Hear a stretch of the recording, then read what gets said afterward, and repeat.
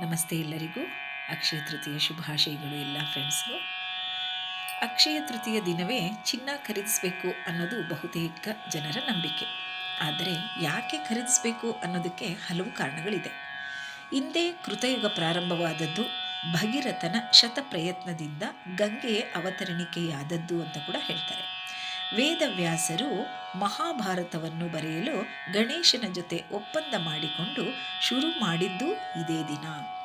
ಬಲರಾಮ ಹುಟ್ಟಿದ ದಿನವಾದ್ದರಿಂದ ರೈತರು ಅವನ ಆಯುಧವಾದ ನೇಗಿಲನ್ನು ಭಕ್ತಿ ಭಾವದಿಂದ ಪೂಜಿಸ್ತಾರೆ.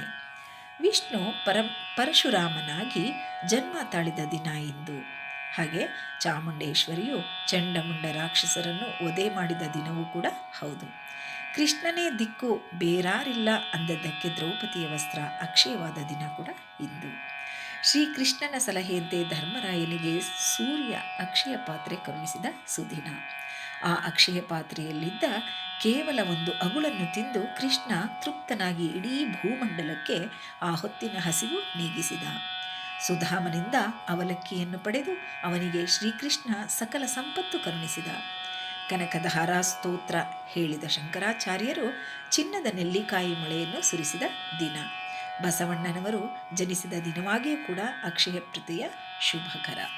ಇಂದು ಮಾಡುವ ಜಪ, ತಪ, ಅಧ್ಯಯನ, ತರ್ಪಣ, ದಾನಾದಿ ಸತ್ಕಾರ್ಯಗಳೆಲ್ಲವೂ ಕೂಡ ಅಕ್ಷಯವಾದ ಫಲ ಕೊಡುವುದರಿಂದ ಇದನ್ನು ಅಕ್ಷಯ ತೃತೀಯ ಅಂತ ಕೂಡ ನಾವು ಕರಿತೀವಿ. ಇಷ್ಟೆಲ್ಲ ಮಹತ್ವ ಇರುವ ಈ ಪುಣ್ಯ ದಿನದಂದು ಹೊಸ ಕಲಿಕೆ, ಪೂಜೆ, ಪುನಸ್ಕಾರ, ಧರ್ಮನಿಷ್ಠೆ, ಸತ್ಕಾರ್ಯಗಳಿಗೆ ಪ್ರಾಮುಖ್ಯತೆ ನಾವು ಕೊಡಬೇಕು. Thank you for watching. ಇಷ್ಟೊತ್ತು ನನ್ನ ಚಾನಲ್ ನೋಡಿದ್ದಕ್ಕೆ ಥ್ಯಾಂಕ್ ಯು ಸೋ ಮಚ್. ಹೀಗೆ ನನ್ನ ಚಾನಲ್ ಸಬ್ಸ್ಕ್ರೈಬ್ ಮಾಡ್ತಾಯಿರಿ, ಸಪೋರ್ಟ್ ಮಾಡ್ತಾಯಿರಿ ಫ್ರೆಂಡ್ಸ್.